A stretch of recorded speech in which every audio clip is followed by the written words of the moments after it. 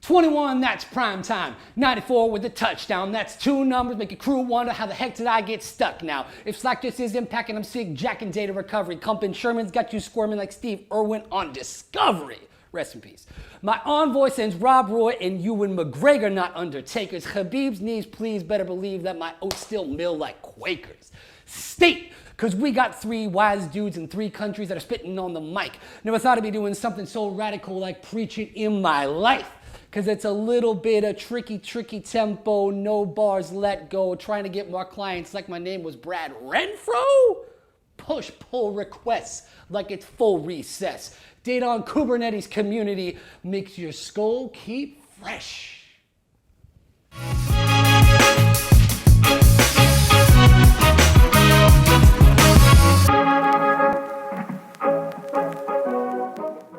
Hello, everybody. Welcome to the 23rd installment of the Data on Kubernetes community. This is our first meetup that we are doing in 2021, organized very, very quickly, I must say. Thank you very much to all of our speakers for their availability. We'll get to an introduction in a second. Just so everybody knows, this is a community that was started last year in July with the intention of people from all over the world helping other folks out there with their issues when it comes to running data on Kubernetes, all right? All the issues that are encountered, as most people have traditionally operated using stateless workloads. And what we're trying to push in this community are the possibilities, the different ways and challenges and how to troubleshoot, how to do things in a stateful way. And obviously that includes a lot of different aspects, a lot of different elements, which we'll be talking about some of them today, also some recent pieces of news, and also sharing some different insights from, as we have 3 different people from different countries. We actually have 6 different countries represented. I'm from the United States, living in Spain in the Basque Country. We have Arie van den Bos, who's from Holland, from Vlaardingen. I'm sure I said that very correctly. Oh my. Who's currently living also in the Basque Country in north of Spain. We have Jake, who was born in Ireland, has also lived near Arie and I don't know for how many years, you can explain that later, and is currently living in Brazil. And last but certainly not least, we have Ariel, and Ariel, can you help me here? You were born in Argentina, that's correct? Yes. Very good. And have been living in Israel for how many years? Too much, yeah, Okay. 30 years. Okay, more than enough, that's the point. So like I said, we have quite a few different nationalities and languages represented here, which is also a really, really cool part of the community. We counted at the end of last year and we had over 15 countries represented. And obviously we want to get that to be a lot more this year. Also, we're going to start generating content in local languages. And these 3 wonderful human beings that are with me are going to be helping out in that process because it's great to, English is the language we can say that sort of unifies people from all over the world, but there's nothing wrong with doing things in local languages. So it's definitely something we're looking forward to explore. Just to get started though, can we have everybody just give a quick introduction now that I've kind of explained where everybody's from? Ariel, can we start with you? How did you get into tech? How do you start working with cloud? You work in a lot of different areas. We could probably spend at least an hour just talking about all the jobs that Ariel has. You'll have to be selective about which ones you want to talk about. Go for it. Yeah, I will try to be short. This is something difficult for me, but let's say that I was playing all my life football, not the American one, the real one. And and I was injured and everyone, okay, what I will do, I was from Argentina. This is what I want.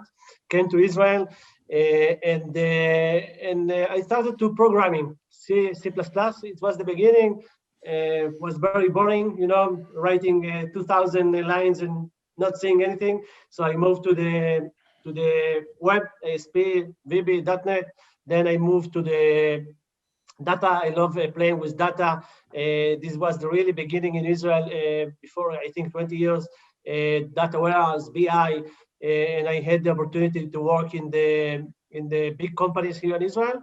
And let's say I went from the application side to the system side. It was a long time system DBA, Oracle, SQL Server, and it was easy, being a developer than being a system DBA. But the cloud brought me to be in the middle. Okay, I understand the system side, I understand the application, and was really a good place. So everything changed about me. I had a company, DBA Corporation, where we're doing system. Again, really easy, SLA, nothing more. A lot of money, but not many interesting things. And then the cloud took me to a lot of places. I was leading the Israeli government forum of knowledge. Really, I was the one that founded it and really moved it until a few months. I have a signed integration company on Azure.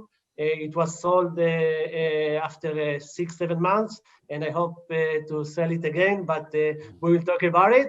And I think that the cloud really put me in a place that I understood how difficult it will be to big companies, enterprise, SMBs, not startups, to really adopt the cloud. So then I founded EuropeClouds. That was the beginning, a small community in Israel, Facebook, and a website in Hebrew. You talk about the local language. I think that this is very important to have content, even in Israel. That we are the startup nation and everything. At the end of the day, people need to understand and to learn something. And if it's new for them, it is better to do it in the local language. And then EuropeClouds. Now in Israel we have more than 60 communities, 3 websites. I think the 4 podcasts, blogs, etc., and really became a huge ecosystem of sharing knowledge. And we did it well for 2 years. And then we started EuropeClouds. What we did in Israel, we tried to do it in, let's say, in a global. We started with Europe. We have Spain clouds, Germany clouds, etc., and also came close to Jake in Brazil clouds, and also the Canada clouds and Latam. This is a really an important area for me. So, like you said, I did a lot of things. I tried to make it short, but really sharing knowledge, helping other people. This is the main thing that I love to do in my day-to-day. And I have 2 questions. One question, because the thing is, when I first met you and your brother, because Ariel also works with his brother, Damian, who's a wonderful guy. Not like me. What I heard, that's exactly it. When I heard about all the things you were doing, a lot of people in my life have called me crazy, Jake and Arie as well. Most people who know me at some point will probably say, oh yeah, he's crazy. But when I met the 2 of you, I was like, man, I am not crazy. For once, there are 2 people that are crazier than I am, that are way more active. And one of the questions I asked both of them was, how many hours a night or how many hours a month do you sleep? Or how many minutes, I guess we could say. Seriously, what's your secret? How do you stay on top of all this? I think that one important thing is to enjoy what you do. I have a small vlog that it's called Developer Advocate Stories, and then interviewing the developer advocates, and it's all came sharing, being part of community, helping people. This is something that I love to do. Like Messi and Michael Jordan. I'm not in their level, but even if you will not pay them, they will do the same. So really, this is how I see it. And also one thing important is when you do something and it succeeds, it gives you the fuel. It gets bigger. I told you today we had the first day of a big event here in Israel, AI and Data Summit. We made a huge ecosystem around AI and machine learning and also data, and more than 1,300 people registered to this event. And it's crazy, and you get the feedback, you try to do more. My wife complained a lot about my time, but I really enjoy it. So for me, this is the most important thing, to enjoy what you do, to share, to help people, and this, like the fuel that helped me do more. Perfect. Good. My next question is actually about the CNCF, but I think I want to save that for later on because you also are involved in the CNCF. Let other people talk. Yeah, exactly. That's like I said, we could be here for 3 hours. All right, Arie, we've had you on before. Can you just give us a little rundown about who you are, where you're at with Kubernetes, what you expect to be doing with Kubernetes in 2021? Yeah, so as you said, living in Bilbao, and since last year I'm working for Kurago's software.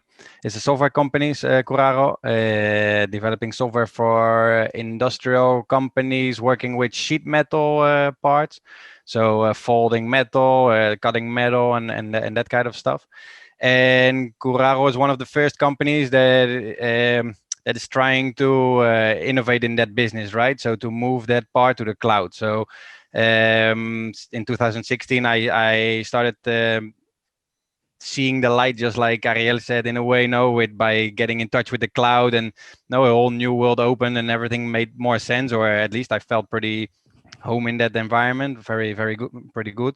And so I evolved in that area, and that's why Kurago also hired me to help them set up this environment for them, so that they can move their products to the cloud and give like a global availability of all the systems, right? Without having to do manual installations in all the different data centers that all their clients have. So at the moment they're not using Kubernetes yet, but it is planned for 21 to start using that. So we're busy investigating it. At the moment we're just running on Docker and different like microservices that are running on Docker containers. So that's a bit the area where we're going now. So moving to Kubernetes. That's why I'm also here now, trying to learn more and more about the Kubernetes part, not to lose touch and with this with this. It's not a new technology anymore, but still for me, it's with this evolving technology in a way. I started working with Kubernetes in V, where I worked with Bart also, which was around 2018 in the last part of V when I was working there. So now working on getting back into shape so that this year we can get this up and running for Kurago. That's what we're doing. Very, very good. And of course, I'm Dutch, and the photo that you've all seen on LinkedIn is me being proud at home for Christmas, standing next to a Dutch windmill, still operating. Now operating. And on a bicycle. On a bicycle with my DoK shirt. So now proud to be here. Nice to be here. It's what I've seen so far from the DoK community has been very nice. The people are very open and nice, and can't wait for the next meetups to start and to continue with this, to make this a big community. That's exactly it. And I think probably towards the end of this month or at the beginning of next month, we'll be having our first meetup in Dutch with the idea of doing some with more regularity. It's very good stuff there. And Jake, what about yourself? Hello. I'm Jake, half Irish, half Spanish. I lived in Ireland for the first half of my life and Spain for the second half. And I've been kind of, I feel really privileged to be here talking to you lads, because I'm kind of like a representation. The really cool thing about the community is that there's people with different languages, different backgrounds, and I'm kind of like the representation of someone who's kind of like starting from the ground floor. Because I don't know if you guys grew up with this, but like, did you guys all grow up knowing exactly what you wanted to do? Like, I know I'm going to be working with Kubernetes in the future. Well, obviously not, because it didn't exist. But I was completely, I didn't know what to do. And over the years, I've just tried a bunch of different things. I've worked in marketing in India. I was a bartender in China. I sold cars for a bit. I was a tattoo artist. But around 2 years ago, I was like, it's probably time to settle on a career. And just offhandedly talking to a cousin of mine, I realized that, tech is a really interesting field if you're interested in learning, if you're interested in constantly having to kind of like push yourself. And 2 years ago, I started pursuing certificates. And last year, a friend of mine, he knew that I was kind of going down this route, learning about tech online, and he was like, "Hey, let's just go to Brazil. I heard it's a cool place to go to." And here in the south of Brazil, particularly, it's really, really good for working in a startup, finding places to start a career. So that's pretty much what I did. And being here and part of this community in particular is really nice, because you get to interact with a lot of people who really know what they're talking about. And I'm the kind of sponge. I'm just here to kind of like get the information and kind of like ask the naive kind of noob questions that sometimes people that are just looking on their screen would kind of like think of and don't really have the chance to ask. But I think that's exactly what it's about. And Ariel, you've obviously seen this a lot in all the different communities that you've been building, is that, you know, what we say in English is that there's no such thing as a stupid question, only a stupid silence. And so, you know, be upfront, ask for help. Somebody out there knows the answer. You're probably not the first person who's asked. And a lot of people, as we've seen many, many times in our community, they want to be asked, right? And being asked is a way of saying, look, I know you have experience and seniority. I don't. So how can I start with that? Now, to move on to a sort of, you know, groundwork question, just to get us all on the same page, when we're talking about this issue of running data on Kubernetes, we spent the last 6 months talking about this with lots of folks from lots of different areas. And every time, more and more often, or just in the last few months, having more conversations with folks that have reached out to on Twitter, on LinkedIn, on Slack. And I mentioned about our community, and suddenly we're like, you know what? I've been thinking about and talking about this stuff for years, and people haven't listened to me, that, you know, that you can do it.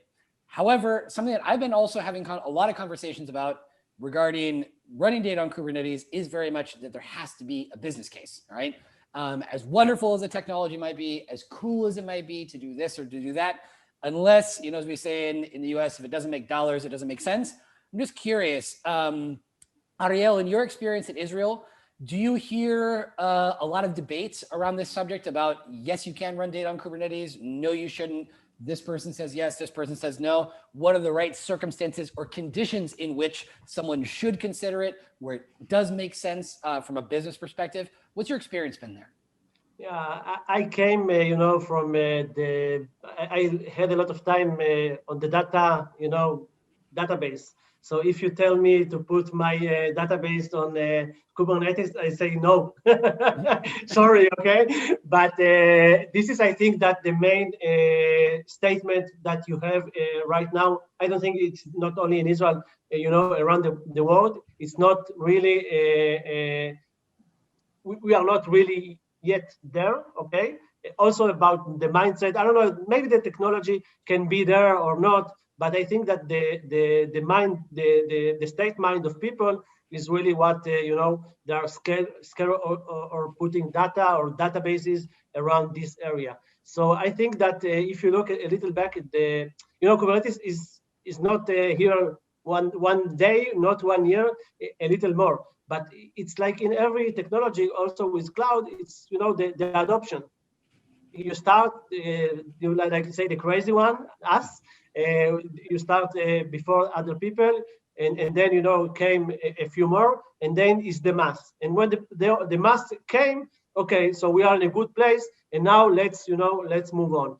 So I don't know if the world is ready to put, you know, the main data on Kubernetes, but I think that you know, in the future this is something that we will need to see where it goes.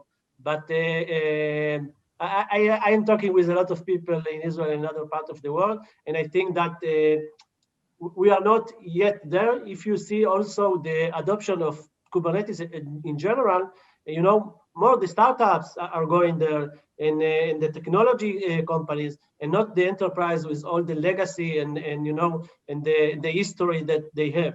So I think that the main, I think, goal of this community is really to push to this place, to understand, to try to show how it can be done, and at the end, it's all about trust. You know, it will take a time. We are not there, but I think in the future, yeah, it will come there.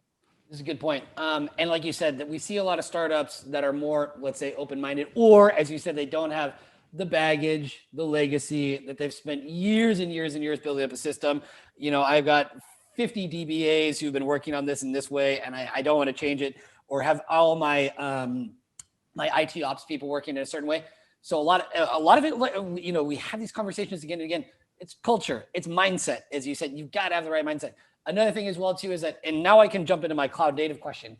And I want Jake and Arie also to be thinking about this, because this is a word that gets thrown out a lot, all right? But coming from a CNCF ambassador, all right, for you, what is a cloud native mentality? What does that mean? And how can we apply that to data? Ariel, you are the only CNCF ambassador. Yeah. Let's first, I think that, you know, like the CNCF is really important, you know, with the role of adopting Kubernetes and cloud native in general, you know. But I sometimes don't like like they say, you know, you say cloud native, and you said a lot of things, a lot of big words. That's the thing. There are as many definitions as there are people who say it. You know what I mean? Like, I think it really depends on who you're talking to. Yeah, so I don't think for me, you know, my reach to the CNCF and what I was trying to do is to really to open the Israeli government to other options. You know, like I think many countries in the world, they are the enterprise and the government has really focused on Microsoft technology. I don't have nothing wrong to say about Microsoft. They are doing a lot of great things, but I think that the cloud native and the open, I call it also open cloud, you know, to really think about the things that you can do and not be, you know, locked and based on someone's technology. I think that for me is the best description that I can give to cloud native, not on the technological side, okay, but in the mindset of the things. That's very, very good. But the thing is, I guess, I don't know, maybe it's capitalism, maybe it's our business models, but to tell people that, you know, spend their lives trying to sell something, to be open to the idea of not being the only ones providing to their clients, I think, once again, that's a cultural change that's also gonna take some time. I think things are happening. We do see more people. Sorry, what would you like to say? Yeah, no, I agree with you, but I think that also one, you know, this is one side of life, let's say, okay, not be luck, but in the other side, you know, when my problem with the CNCF, if you see the landscape, okay, it's crazy. You have like hundreds of projects and technologies, and really, you know, okay, for startups, cool guys that are ready to learn new things, it's great. But if you look on the enterprise, they say, okay, I need to trust these things. So I think that again, in the world, you need to see, okay, really open cloud, really try to not be locked down. But in the other side, you know, that one project should be a good one that has, you know, the continuity and not be, you know, based on, I don't know, 1 or 2 or 10 people that they can stop supporting one project and then that's it. So I think that, again, it's life, it's all about balance and try to choose the right things for your organization. And also, you know, it depends. If you are small, you can take the risk. If you are big, you can not take the risk most of the time. But, you know, you need to reach the part that you are smart enough to choose what is the best technology and a strategy for you and for your company. All right, very good. Now, Arie, as someone who works very much with infrastructure, with cost, scalability, things of that nature, when talking about, you know, a business case for cost optimization or, you know, the best case scenario, we have often fights between sales, engineering, different kinds of battles that go on between different staff members with different objectives. When talking about data related costs and thinking about, you know, implementing Kubernetes fully, what are things that you think people need to keep in mind in order to reduce maybe some of that tension, or some practical things that they should keep in mind? Yeah, that's what we talked about in the meetup that I attended also now as a speaker, and in the last cost reduction meetups that we had specifically for this topic. It's like, first of all, people should just educate themselves on this topic good enough before making their decision in their mind. Like you said, no, it's all in the mindset. People are afraid to jump in it, mostly because of the technology itself. Will I be able to handle this technology? Do I have the experience or the knowledge in my house? What's going to happen with all the whatever applications or infrastructure that I'm running that my IT ops guys control so good? No, but instead of that, they can look at Kubernetes and see, okay, what are these advantages of Kubernetes? No, Kubernetes, for example, provides very, very good scaling opportunities. Now you can implement vertical scaling, horizontal scaling, and besides that, you can work with the different tags on namespaces. The labels called in Kubernetes to control your cost, to track your cost, and like that, be a step ahead on top of your cost, right? So I think I think that that it all comes back to this this fear a bit of making the change. If people would educate themselves a bit more, maybe it's a time thing that people do not have the time for it, or they don't want to spend the time for it. I don't know, or a combination of both. I think if they would really invest time in it and educate themselves a little bit and read a bit about it, or for example, ask these questions on the community, like, hey guys, I'm thinking about running a project on Kubernetes. What will this do to my cost, to my governance part? Like how do I need to school my engineers, for example, and that stuff. I think they can find the proper answers to see that Kubernetes can be cost effective. I mean, they can reduce their cost when working on Kubernetes. It's not like having this. Of course, with VMs, you can also run your auto scaling solutions and your auto start and stop solutions. But then again, running on Kubernetes, first of all, you remove one of the layers in your infrastructure, and second of all, it's all there already. It's all on the market. There's a very big community, and Yep. So yeah. Now, and with both of these points, we have questions of mindsets, because a lot of times what we're talking about as well in the community is that who is going to make the final decision that yes, we're going to do this, that yes, we are going to run our data on Kubernetes, that we are going to go for stateful workloads. A lot of times is, how can we put things in practical terms so it's not just crazy technology stuff for technology's sake. That's very exciting. But if we're talking in practical terms about people who are going to be making decisions, IT directors, DevOps directors, CTOs, people, CEOs, et cetera, how do we put things in a language that's simple enough? And a lot of times that's a financial language. It's a language of efficiency, lots of other things that have to be there, those right elements, no? Now that we've seen two examples of the importance of mentality, Jake, as someone who's sort of new in this world and is starting out, perhaps doesn't have that baggage, that those biases or prejudices that some people might have that have been only working with one thing or another. Jake, from your experience, now that you're in the process of getting certified and things like that, and working with cloud technologies, how have you seen this whole element of data from your perspective of someone who's new in this?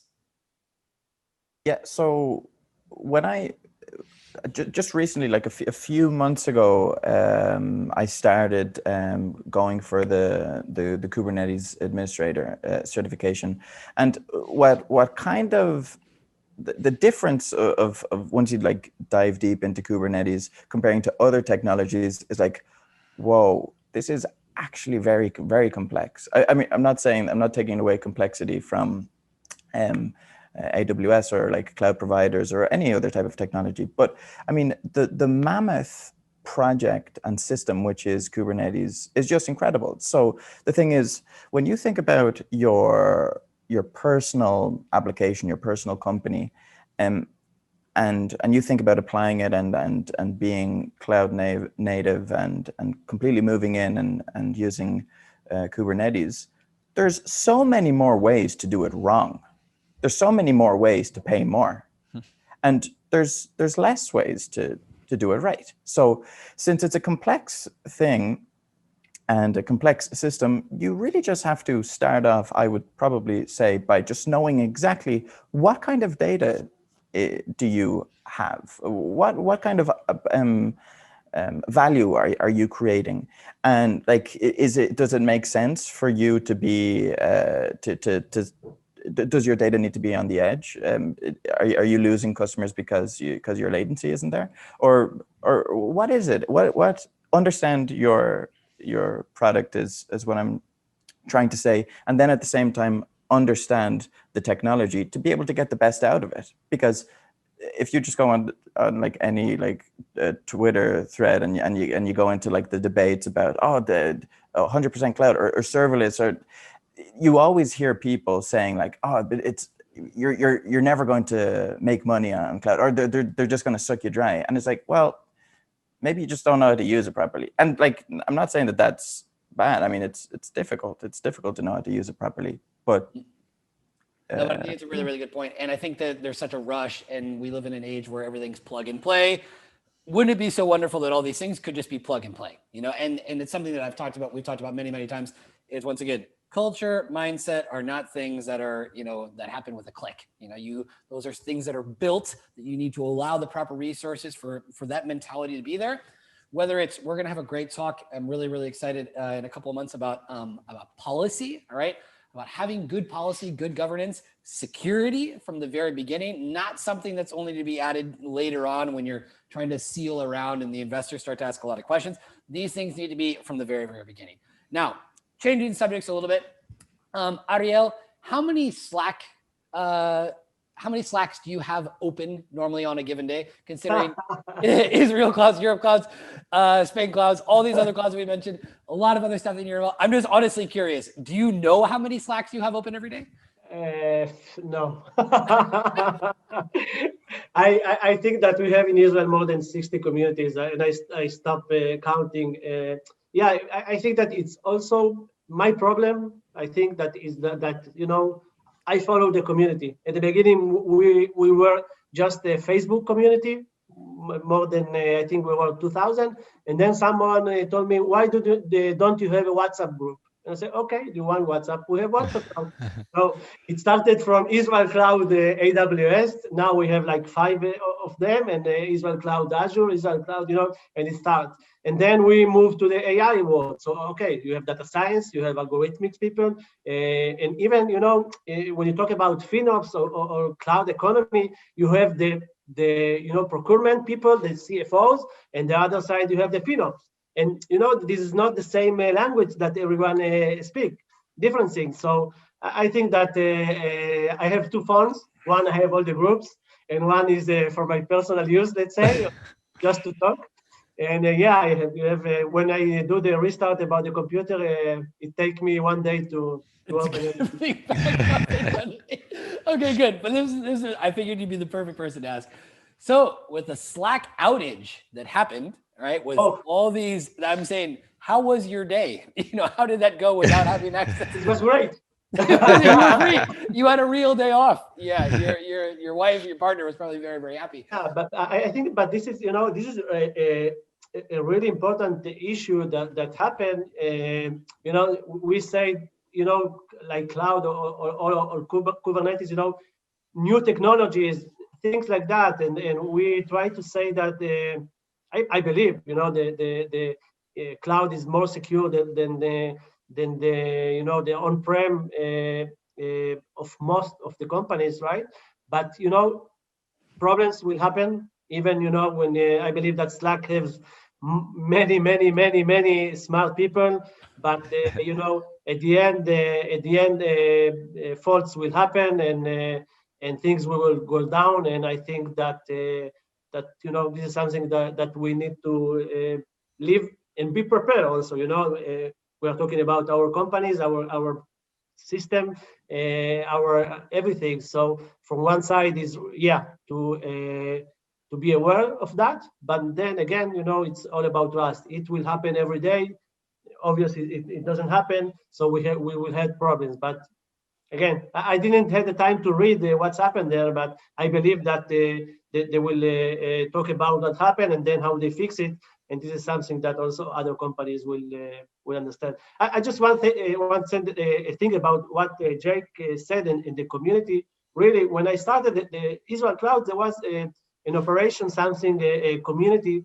And, you know, when I entered there, they were, you know, really snobs with the nose up, and the people were asking questions, you know, and really they were not so nice to people. So I said, okay. I said to the guy, Evgeny, his name, I said, okay, thank you very much. You helped me understand how my community will be, you know. And I think that this is one of the most things. Even you are smart. We started with the cloud before 4 years, you know, it's okay. Someone will start now, 1-2 years, he will also know. So, you know, being modest and helping people, I think that that is really what we do. This is what community is. It's not different if you are in the real world, when you help your neighbor if he has a problem, like I had with my car last week, and someone came with the cable and helped me.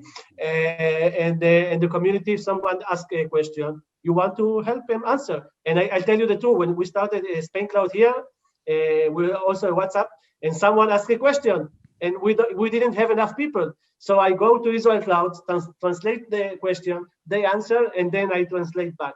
So I think that this is what our mission is.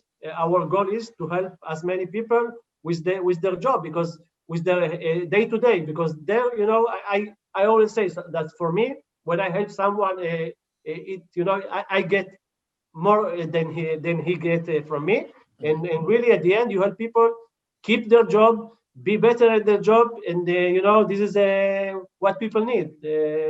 Help each other. I think it's a really good point. And I think both in the case when, with the Google problems that happened in December, and once again, how could this possibly happen? It's Google, 2020, coronavirus, COVID-19, the world's coming to an end. This can't happen. And then we start 2021 with Slack going down. And once again, is it an opportunity to start, throwing rocks at Slack? Probably not. It's probably an opportunity to say, hey, look, let's all take a look at this together so we can prevent this from happening in the future. Let's learn from our mistakes. I think just to a regular consumer is that they see these systems as, infallible, instructable, that they can't go wrong. With that in mind, I want to ask all three of you, but let's start with Jake. From a, where we say in English, if you fail to plan, then plan to fail. All right. So with that in mind, or the best defense is good offense, whatever you want to call it, being proactive about these kinds of things with things like chaos engineering. I'm just curious, your experience, you're getting involved more and more in this world. How do you see that? And how do you think that these things, the lessons from both Slack and maybe in the case of Google, but in general terms, what kind of, best practices you think companies should keep in mind to really, I think this is a good business case for why chaos engineering is something important. So what do you think about that? So, like, I'm sure you guys have all had this experience in the past too, but like when you sit down and you're like trying to solve a new question or doing a coding activity, and you read the theory, you have everything done, you put in all the instructions and you press enter, and of course it doesn't work. It never works the first time. And then you go back, you look and you see what happens, and then you see the bug, you see what you did wrong. And if you understood it, it's probably not going to happen again. So what you just did there was you just created some resilience. You saw an error, you learned from it, and then it'll be kind of difficult for you to make that error again. And that's what kind of chaos engineering is. I mean, if you think that your system is up and it's working now, it's probably always going to work, you're wrong. Like things will always fail, and it's good to kind of like not only be aware of that, but kind of embrace it and realize no, things are going to fail. And it's kind of good because failure is an opportunity. So of course, I mean, we have like the famous example of Netflix in 2010. They developed Chaos Monkey, and of course, it's kind of it's a best practice now. Be the person that, or be the influence that creates that noise in your system, and then kind of engineer solutions for it. So you build that resilience and you get better. So I'm sure there are people at Slack and at Google last year who are like scratching their heads saying like, oh, really? And then other people are like, oh, cool. Yeah, this was an interesting thing that happened. We weren't expecting it. And resilience is what you want. Like if you want to give your customers deliver on the SLA, you have to be resilient, and you're only going to really get there through trial and error. Great point. I think Arie, you had some experience, working in the e-commerce world, particularly, peak sales days and things like that. Obviously, with a lot of, plenty of traffic that's going to be coming in. And I think you do have experience using Chaos Monkey, Arie? Personally, I didn't work with it a lot. No. It was used, but I didn't work. I didn't touch it that much. But yeah, I do have some experience in that. Yeah, I mean, like simulating infrastructure outages and things like that. Yeah, that we used to do with different tests, load testing and that kind of stuff. Chaos Monkey itself, I never used, but we did do those tests in combination, and together with the developing teams, the teams of developers. And just seeing what happens there with the code, seeing what happens with your infrastructure to be able to react to these things.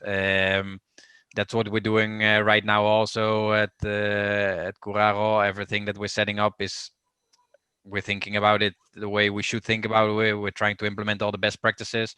But now, as you've all said, of course, a mistake is can be this, and your system can fail at a certain moment. It happens to the best, as we also say.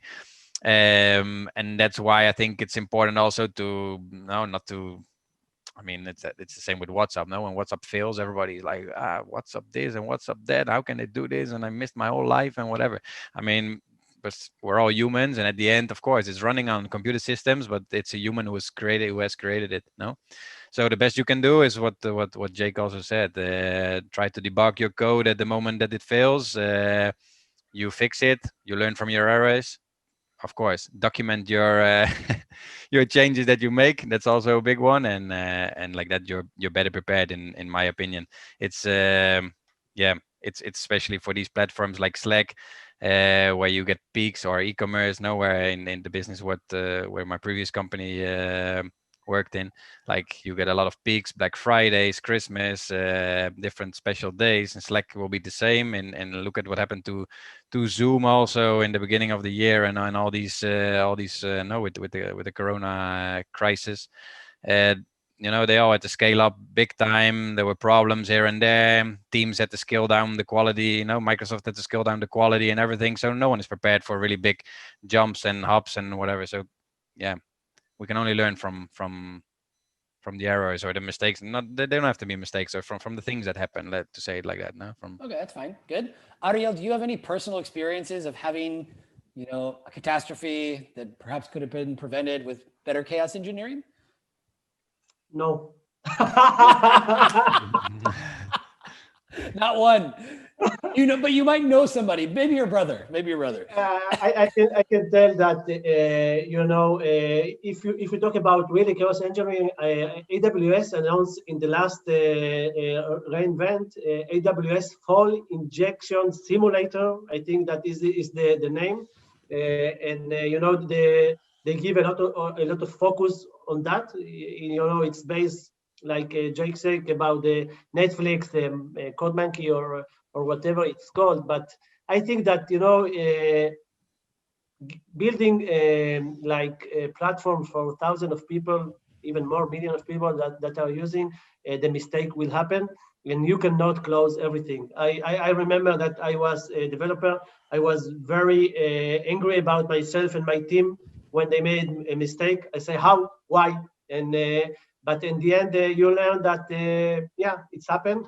And I know that as a DBA, I almost ruined one of the most important databases of the Minister of Finance. They don't know until now, because I really fixed it in the last minute. It's okay. We can edit this part out of the video. Yeah, I know, but I don't work there anymore, so it's okay. But I really changed the DLL of the Oracle EXE. So problems will happen. You need to try to to really think about the most uncommon mistake that you can do, and then be prepared. But I don't I don't touch the keyboard lately in the last few years, so I escape a little. Hopefully I will stop doing everything and came back to be a technology person. But I think it's a good point. Is what you said is that, and once again, thinking about a business case for chaos engineering is, how do you convince a company to say, look, you need to put 5 people from this group and 5 people from that group, and you need to think about all the possible worst case scenarios or research that are invested. A lot of people say, no, that's a waste of time. That's a waste of money. How do you get that inside of a company's culture from the beginning? Once again, whether it's policy, good governance, best practices, security, things of that nature, convincing companies that this needs to be part of their day one strategy. I think that obviously, Jake, as you mentioned, there are the historical examples. The Netflix one being a very famous one that then led to the creation of Chaos Monkey. It's very often, it's only when something really, really goes wrong that we start to take it seriously. Or that if people know, and I'm sure there are plenty of other cases that don't make it to the press, right? That don't make it into the media, that we don't see in Twitter, things of that nature. and that would probably make people even more aware. It's like when they talk about hacking, this is a big thing in security. There are two types of companies: the ones who know they've been hacked and the ones who don't. And with a lot of these kinds of things, I think, because Ariel, you work as an advisor sometimes for CIOs and CTOs. Is this a conversation that comes up, like I said, the business case for chaos engineering? Yeah. I think that lately, the people love to use the Cloud Center of Excellence, the CCOE. I really believe that is one of the great things that any company should build and try to establish at the beginning of, I don't know if the cloud journey of any technological new journey that they make. And yeah, I think that the problem is, sometimes, when you talk to the C-levels, it's difficult from there to understand that they can do mistakes. So, you need to know how to approach them, But I think, most of them are smart people. And when you give the examples of what other companies do and how they, they make themselves prepared for problems. You say Netflix, you say the Nasdaq that they were using at the beginning, that the big CTO that made all the change there. An idea, they say, okay, if other companies do that, we should do it also. So I think that bringing a real example of life is important. And I think that one of the most important things about the problems, mistake, outage, and everything that happened in the cloud, they are very, the clarity, I think that is the word that I would love to use. They show you everything. What was the mistake? How we fix it? How much time, etc., etc. So when, it's all open, you also gain some trust that, they like you said, most of the company will say, okay, I was not attacked, nothing happened. But yeah, okay. And nothing fell down on my company, it's never happened.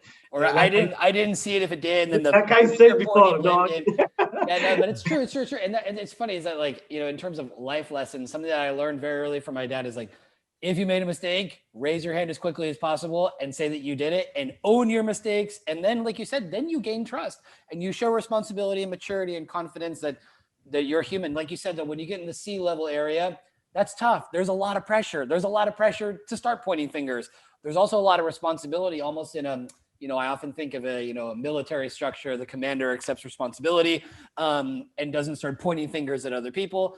But I think that, like you said, saying, yes, there was a mistake, and this is exactly what happened. I'm going to tell you what happened, and now I'm going to tell you about what we're going to do to avoid that in the future. Use Kubernetes. Yeah, use Kubernetes. It. That's it. It solves everything. Yeah. Like the great Dilbert comic that Alkin shared with us in November is that, just say Kubernetes. Yeah, that's it. But no, but seriously, that's it. Is that, and because this is a conversation we have very frequently. Who is the person that's going to have the conversation? Is it going to be someone in Jake's position, of someone who's kind of starting out in this, that's going to say, hey, I read this article, or I saw this video, or I tried this experiment on my own. Do we need 10 people? What are the right conditions in order to have those conversations? Whether it's about chaos engineering, whether it's about cybersecurity, DevSecOps, whether it's about container attached storage, all these different things. Is that how do you contextualize them in the right way, empathizing with the other person, understanding their stress levels and sources of influence, because it's one thing what they think, but they have to report to somebody else. All those things have to be taken. So there's a lot of psychology involved in this. I think Yeah. There's politics, psychology. No, it's a kind of Game of Thrones. I mean, we don't want to say it that way, but like, hopefully people aren't killing each other in the office. But I think it's very important also the trust part that that management gives the engineers at the end. At least it's what I've seen in the different companies I'm in. In one company, you need to make a report and you need to take all your documentation and paperwork and throw it on the table and make thousands of presentations. And the other company can tell you, listen, I hired you for a reason. I know you're a specialist. I want you to do it. We follow what you say. Of course, you have to defend your argument. No, it cannot cost thousands of euros. But I think that really helps. At least where I'm working currently, it's really they really give us not the power I want to call it, but the choice of the opportunity to make our own decisions for what we think is better for our infrastructure as a team, no, as a DevOps IT ops team. So I think that's very important also in making all these decisions that you just mentioned, not just about Kubernetes or data or just about the general infrastructure part also, right? Mm. That's why we also chose for different solutions, and we're trying to set up the things the best as we can. Oh, sorry. Right? Sorry, Arie. Yeah, Jake, jump in. Is there time for just a quick anecdote? Yeah, of course. Yeah. Perfect. So I remember I was a food tour guide in Madrid, and there was a guy on the tour, Can't wait and for the connection here. and he was a CTO for a big tech company in the United States. He said, anyway, I don't remember the name of the company, and I was already interested in tech, so I took the opportunity to ask him. I said, in your opinion, what is the most important skill that an IT professional should have, totally expecting for him to kind of zero in on some kind of specific technical skill that you really need? And I mean, we've all heard this before, but like his answer was like super clear, which is just communication. You need to be good at communicating. And when it comes to kind of advocating for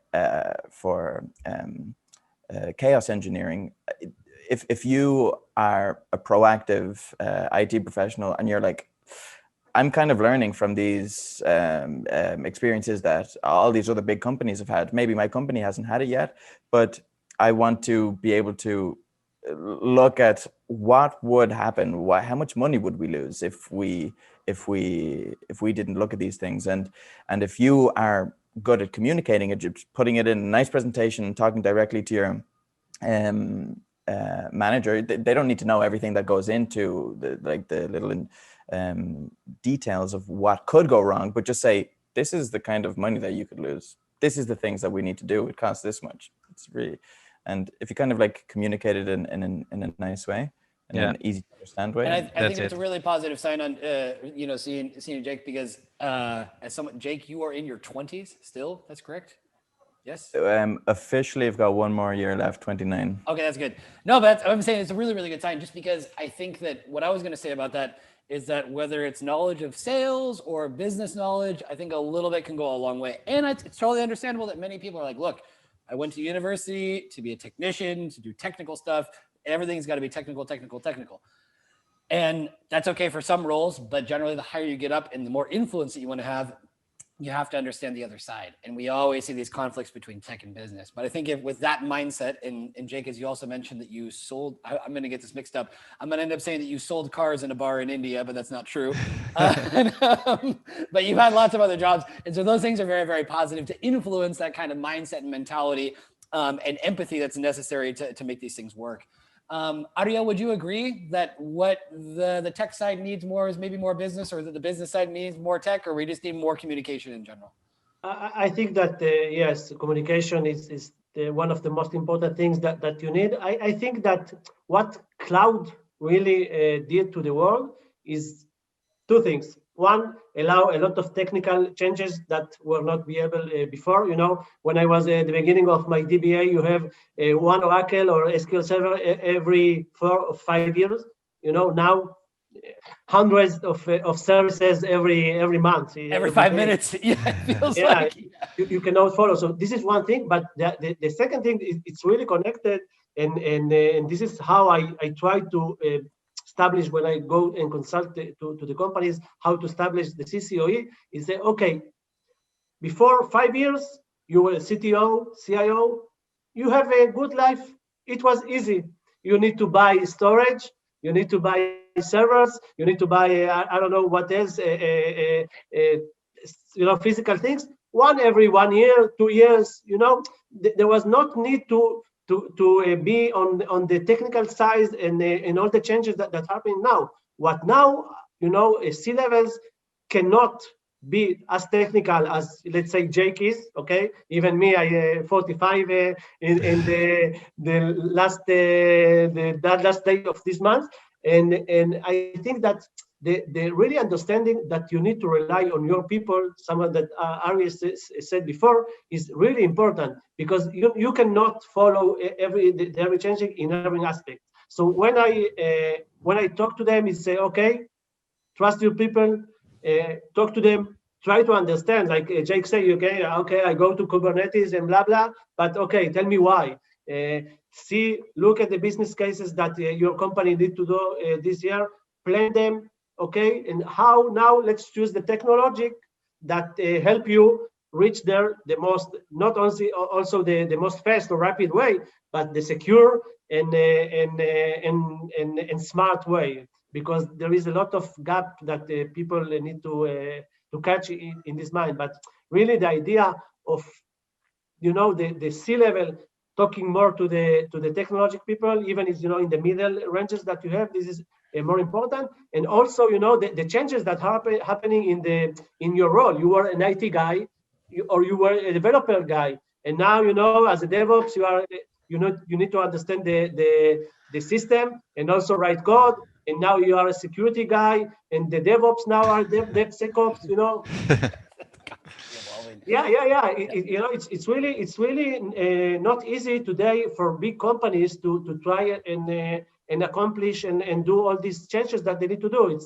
It's funny for us to talk, but when, you know, you are a CTO now and you need to see how to make it happen, and it's really difficult, I think. But it is difficult. But I think, as what you said, Ariel, and also Arie, is the issue of trust, that with power comes responsibility. And so that's the thing is, you know, with a lot of C-level people is like, don't necessarily tell me about your technology stack. Tell me about the actions that you have implemented in your company so that there is trust and openness. In the same way that we talked about that importance for building a good community. If people don't feel comfortable asking questions, if people feel like they're going to get a negative response, or that they're bothering someone if they ask a question, that's going to be a big turnoff, and people are going to lose interest very, very quickly. So in the same way in a company is, you know, what kind of atmosphere do we have? Do people feel like they have an ability to give their opinion? Even if I disagree, how do I disagree? I still say thank you for giving me your opinion. All that kind of stuff is that we need to have environments that are approachable so that people can get these things out in the open. Now, since we've got a little bit of time left, I just want to think more about, you know, technical things that we expect to see in 2021, particularly related to data. Ariel, since you are in the CNCF, you go first. What do you expect to see in the data world, right, related to running data on Kubernetes in 2021? No, I just, if I want to say, I would love to see more data running on Kubernetes. This is the idea, I think the idea. I run a little, you know, about the details, and now I am doing a vlog in Israel that is called the cloud. We call it Yalla to the cloud, so like vamos to the cloud. Yeah. Let's go to the cloud, yeah.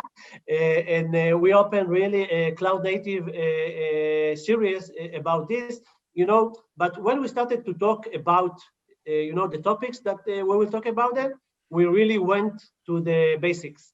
I know that a lot of people are, you know, running in advance, but I don't know if this year will be the jump of the data on Kubernetes. I think that this year will be more the huge adoptions on enterprise about Kubernetes in general. And I think the next step, let's say, I don't know if next year or something like this, when more companies will reach big companies will reach the stage that they use a massive Kubernetes, then the second part will be you know, moving more data to Kubernetes. This is how I see it, you know, this coming year. Like you said, is that I think that the conversation is moving from you're totally crazy to, oh, tell me more about that. You know, like, because like you said, at the enterprise level, we see this just locally speaking, a lot of companies that, and also certain governmental organizations that should know much more about Kubernetes than they currently do. And it's kind of frightening, and I'm not going to mention names, but some major companies. But a lot of it's because, like you said earlier, you know, we've got legacy, we've got baggage, we've got resistance, we've got some people who are going to retire in a few years and they don't want battles or problems. They just want to go out smoothly. So it's a question of leadership, having the right questions, having the right environment. But one of the things that, you know, we're trying to say is that data on Kubernetes, that in 2021, we want to go from being really big hipsters to being a little bit more mainstream. You know, that we want to start normalizing this, making it not just such a, and what if I did instead, and what this community is all about, use cases. Show me how you've done it. You use this operator, you did it this way. What's your instruction manual? How can I do the same thing? In what circumstances is it a good idea? In what circumstances is it not? Jake or Arie, anything you want to add to that about things you expect to see in 2021? Yeah, from some blogs that I've been reading recently, also I think that of course data on Kubernetes. I totally agree with what Ariel said. Also, no, that people will adopt more Kubernetes, but I think that the automation part of the whole Kubernetes infrastructure, to call it like that, would be should get pumped up a little bit more, like to automate the process of rolling out or spinning up your Kubernetes clusters without manual interventions, configurations in code, in small host files or config files or whatever related to your applications. I think that that could be a huge benefit for DevOps guys. Maybe something related to artificial intelligence on Kubernetes or in that area might be interesting also. Interesting enough for that too is that somebody once said, I want to say about 2 months ago or 3 months ago in one of the meetups, that or maybe it was in a podcast, I'm not sure, but that, you know, when we talk about automation, that is automatically artificial intelligence. If we say automate, you know, that if something is learning in a way to do something more, you know, repeatedly, you know, because we talk about AI and people think, you know, the Matrix and Arnold Schwarzenegger and the Terminator and things like that. But and if you've seen some of the things with robots lately from the over Christmas, there's some interesting things happening there. But still, Jake, I know that you're a big automation fan. So anything that you would want to add to that? Well, yeah, actually, just feeding off what Arie said, and I'm sorry to bring it always back to kind of like personal anecdotes, but like just recently, when I was working as a tour guide. But yeah, no, actually, like just recently, I caught up with two mates, a guy from China, and he actually now works for Fujitsu, the kind of air conditioning unit. They have a bunch of different things too, but he works for them. And another friend from Turkey, and she works, she's a materials engineer, and she works for a refrigerator company. So they were asking me about my life, and I told them about DevOps and about being really interested in cloud and Kubernetes, and they both knew what I was talking about. And I was like, "What? But you're not involved in tech. How do you know?" And their companies are creating appliances with sensors. Where they are creating their own departments with IT guys, and the Internet of Things is only growing. And as you said, Arie, artificial intelligence and machine learning is only just going to keep on expanding, and with that expansion, also going back to edge computing too, is also going to continue growing, because of course you when it comes to like machine learning and AI, those things are really latency sensitive, and you will kind of need that kind of computing if you want to offer some quality products. Very, very good. But like you said, I think an interesting point there, and something that Rick Vasquez, who works in Percona, mentioned one time, that you know, nowadays every company is a tech company. This idea that there are specific companies that only, well, of course there are some that are more focused, but Coca-Cola is a tech company. You know, Levi's is a tech company. Every single company now has to have these components in there. So whether you're in sales or in management or operations, I mean, operations more in a traditional financial sense, these are things that are not going to be so foreign. You know, these concepts and departments, et cetera, are becoming so integrated that now it's not just something that's for nerds or, you know, people that only are focused on technology. That being said, we're pretty much out of time. I know that we could go a lot longer. We could probably do an entire episode of this in Spanish, but we don't have any more time. Something that we always like to do, and something it's very nice that Ariel mentioned this in the beginning, that communities really have to be about giving. And the more people that I've met that run podcasts, that have communities, things like that, it generally seems to come back to the same thing. You have to kind of define what's your way of giving. And so some things that I want to mention just for everybody out there, we have t-shirts. I'm wearing one. Arie is wearing one. There is one on its way to Brazil for Jake.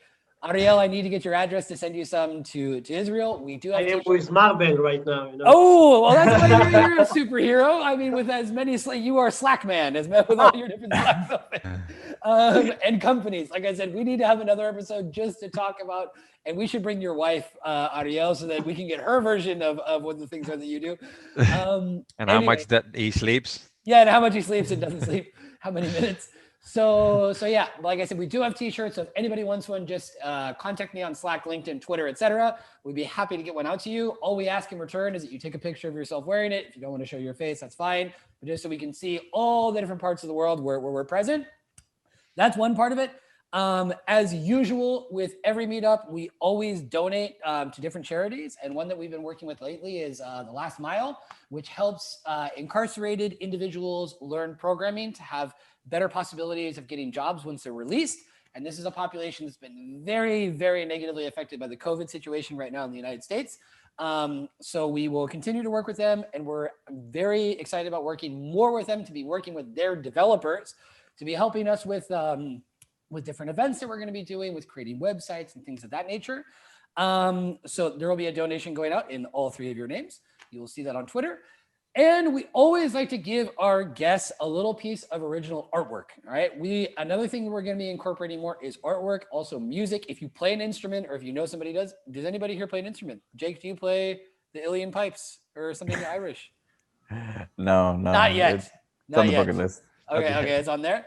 Arie, I played piano before 30 years, so Ariel, you don't play? No. Could you sing us the Argentinian national song? And the Israeli one to balance it out. No, but anyway, that's fine. But we want you can sing "Vamos, Vamos, Argentina." That's good. That's good. And yell it to the cloud. Yeah. So anyway, no, we want to encourage anybody, if you have talents, if you like to do different stuff, I'm sure you've seen the rap videos that I've been putting out, but we want to encourage anybody who wants to do something, just let us know. We'd be happy to share it. We want this to be a space where people can have fun. Also, like I said, we're going to start doing things in other languages, but going back to previously, a tradition that we have in the Data on Kubernetes community is that we collaborate with a fantastic artist out of the Luthu. And so Gorka, could you share our screen now so you guys can see the wonderful piece of art that Angel was working on while we were talking? I hope you can all see that. We've got a lot of different stuff on there. We talked about a lot of stuff. All right. So while we're talking, I'm sending Angel messages. And anyway, Angel's amazing. Always creates great stuff. Great. It's a wonderful way of having a visible record of the stuff we do. He also has a great sense of humor. So he adds his own touch to everything that we do. So anyway, so thank you, Angel, as usual. We'll put that in social media. Very nice. Thank you very much. Thank you. Oh, very good. Good. That being said, thank you all so much for attending. We will have 2 meetups next week. One focused on our friends that are in Asian countries. So the timetable will be a little bit earlier. So that'll be more flexible for them. With Miguel Angel and Jose Luis, who are ready to book about best practices in Kubernetes. 2 people that are also connected to Ariel, interestingly enough, through Miguel Fontanilla. We will do Kubernetes España vlog podcast with them. Very good. Okay, we're all connected. All right, so that's good. So we'll be with them earlier in the day at around 2:15 our time in Central Europe, European time, Central Europe time. And then later we'll be having a conversation with Jim Walker, VP of Marketing from CockroachDB, from Cockroach Labs. He's going to be talking about distributed databases, lots of really, really cool stuff. So next Monday is going to be fun. We've got meetups planned all through January and all the way through February. But like I said, we're interested in organizing things also for other timetables. And as I said, we're definitely planning on getting these things started in other languages. So that being said, once again, thank you so much to our wonderful guests. Hope to get t-shirts out to both Jake and Ariel as quickly as possible. And we'll see all of you in Slack, LinkedIn, Twitter, and everywhere else where you might be. Thank you. Great. Thanks. Take it Thanks easy. a lot. Cheers. Okay. Thanks. Nice one. Bye. Bye-bye. Bye.